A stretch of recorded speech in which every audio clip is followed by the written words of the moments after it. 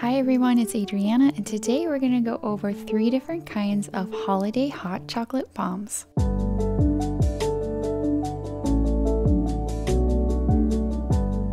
We'll make a chai white hot chocolate bomb, and I'll show you what to do if you have a different type of mold other than a sphere, and this one is a salted caramel hot chocolate bomb, and we'll go over how to use colored chocolates such as the ones used for this Grinch peppermint hot chocolate bomb. Alright, the first one that we're going to make is the chai white chocolate bombs. So take your white chocolate, and I'm using Merkin's wafers here, and place it in a microwave safe bowl. Microwave on high power for 30 seconds, give it a good stir, and then put it back in the microwave for another 30 seconds. The amount here is about 6 ounces of white chocolate, which is enough to make about 3 or 4 of these size hot chocolate bombs. Grab your mold and add roughly 2 tablespoons of your melted chocolate to each cavity. I've been getting lots of questions about how I keep my shells so thin and why I don't use a second coat. Both questions are really related to balance. So you want enough chocolate such that working with it and pulling it out of the mold is not going to be an issue for you. You also don't want it to be so thin that when you give it to the person and they put it in your drink, it ends up cracking when they hold it or anything like that. On the other hand, you do want it to be thin enough so that when you add the hot milk, it'll break open and have that bomb effect. I think you can achieve this by focusing on a couple things. The first thing is you don't want your chocolate to be too hot.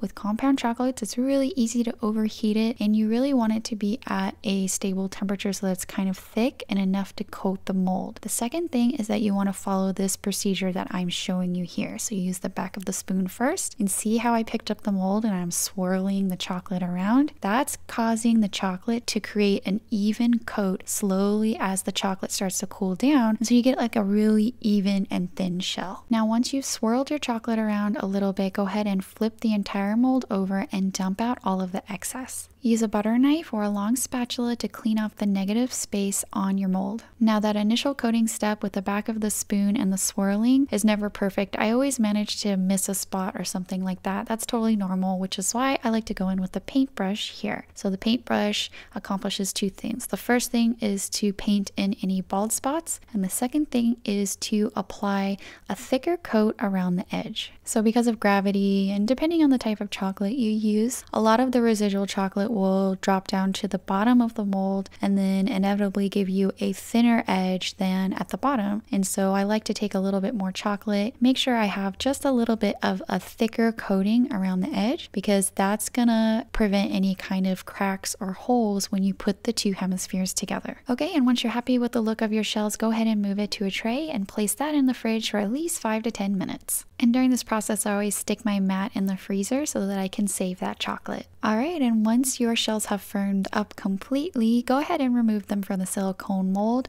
by gently exposing a corner of the hemisphere and then pulling the silicone mold away from the chocolate. I find that the easiest way to push the chocolate out is directly on the bottom, because that's where the thicker chocolate is. Don't use the edge or anything like that. So you see how I'm using my fingers to push the center of the back? That's a really thick part. It's really stable, and so you can easily push that initial part out first, then peel the mold away. Okay, then grab your warm pan, and then I like to clean up the edges on the ones that I'm going to fill first, and then I will clean up the edges on the other ones later. You may notice that there's some breakage on the edges, and what I just end up doing is melting it until it's pretty even, and then that hole kind of disappears. You lose a little bit of chocolate, and it's not going to be a perfect sphere, but I find that unless you're really into selling these perfect spheres, it's really okay. Alright, and these are chai bombs, so I picked up some spicy chai tea latte mix from Trader Joe's. I found it next to the coffee if you're interested. Directions say 1 scoop or 3 tablespoons for 6 ounces of water or milk. We're gonna add about half of a scoop because I find that the white chocolate is pretty sweet as it is, and this mix is gonna have some sugar in it, and so what we're really looking for is kind of that spicy kind of chai taste, and half of this little scoop, or about 1.5 tablespoons, should suffice. So next is the marshmallows, and I found these Smashmallows at my local Target. They are cinnamon churro flavored, so I'm going to add them because I think they're going to go great with this chai flavoring. The only thing is that these marshmallows are kind of large, so to get that bomb effect where everything kind of floats up, I'm going to go ahead and cut these so they're in smaller pieces. Alright, and to make your complete spheres, all you do is take one of the empty halves and then warm it on your pan so that a little bit melts. I like to pick up a little bit more chocolate too if I can on the edges, and then I use that excess chocolate to weld the two pieces together. And to decorate these, take a little bit of that extra melted chocolate and drizzle it across the bombs. And then I took some of that sanding sugar, you know, the kind that you use to decorate sugar cookies. I mixed it with a little bit of cinnamon. That didn't work too well because it was hard to pick up the cinnamon. You just inevitably want to grab all of the coarse sanding sugar. And so I have a little bit of cinnamon on the side. And if you sprinkle it from a really high distance, you get more of a kind of random effect instead of really close up. And that's how you get cinnamon on the top of your bomb. When your bombs are nice and dry, go ahead and stick them in their cupcake liners. The second bomb I'll be showing you today is the Grinch hot chocolate bomb, and it's just white chocolate that's been colored green, and we'll fill it with peppermint hot cocoa. Use the same procedure that I showed you earlier to get some melted white chocolate. I'm going to use these candy colors from Wilton, and they're called candy colors because these are oil-based food coloring. Generally speaking, you don't want to add anything that is water-based to a chocolate, such as regular food coloring or gel food coloring, because that will cause the chocolate to seize and then the chocolate will become unusable. Compound chocolates such as this one from Merkins, however, are not considered real chocolate because they don't contain any cocoa butter, which is the fat.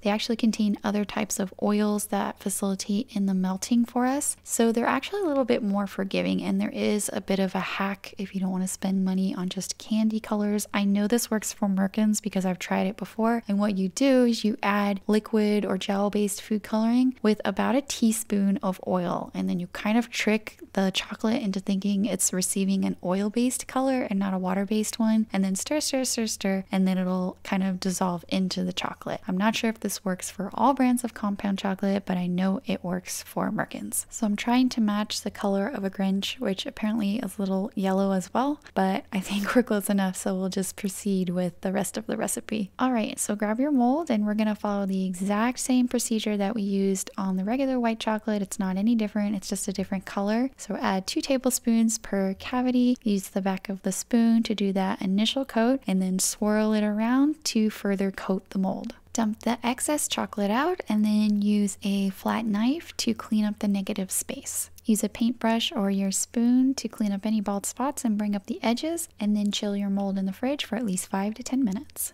Remove your shells from the mold, and then clean up half of the shells using a warm pan. Add a heaping tablespoon of peppermint hot cocoa to each half, and then add your mini marshmallows. And for decorations, I'm just going to drizzle on some melted red candy melts. So I typically don't like to make the bomb entirely out of candy melts, but for decorations and things like that, it's really helpful and really efficient, so I'll just use a little bit and top it with some sprinkles. The last bomb I'll be making is a salted caramel bomb using this mold here that I found at my local Michaels. If you're using a mold other than the half circle mold that I use in all of my other videos, just make sure whatever mold that you choose, it's super flimsy because you want to be able to push out the chocolate. So that's the one important thing that you should be looking for. So these bombs are going to be using milk chocolate. So go ahead and melt about 6 to 8 ounces of compound chocolate in a microwave safe bowl. Grab your mold and pour in about 2 tablespoons of melted chocolate per cavity. So whenever you step out of using a regular mold that is smooth, completely smooth, like the ones that we've been using so far, you want to make sure that you get all of the edges and the wording. So this ornament has the word joy on it, so I want to make sure that the chocolate is all the way deep down inside there. And you can see I'm kind of pushing more chocolate up to the edges of the top of the ornament just from working with Cakesicles a lot, and some of them do have sharp edges. If you don't make sure that the chocolate is completely covering that sharp corner, it's not gonna get that shape when you take it out of the mold.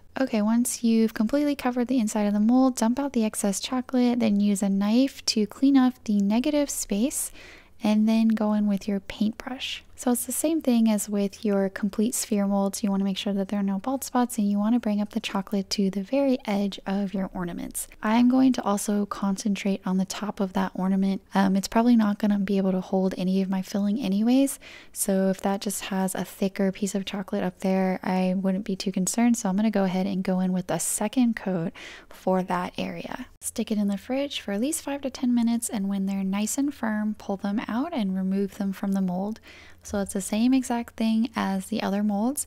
You want to use pressure directly from the bottom or the very back where the chocolate is the thickest to push the hemisphere out, and then peel the mold away from the ornament. Clean up the edges on half of the ornaments that you intend to fill. So for these, we're going to go in with some salted caramel flavored hot cocoa from Trader Joe's. The instructions for this can say 1 scoop or 3 tablespoons per 3/4 cup of water.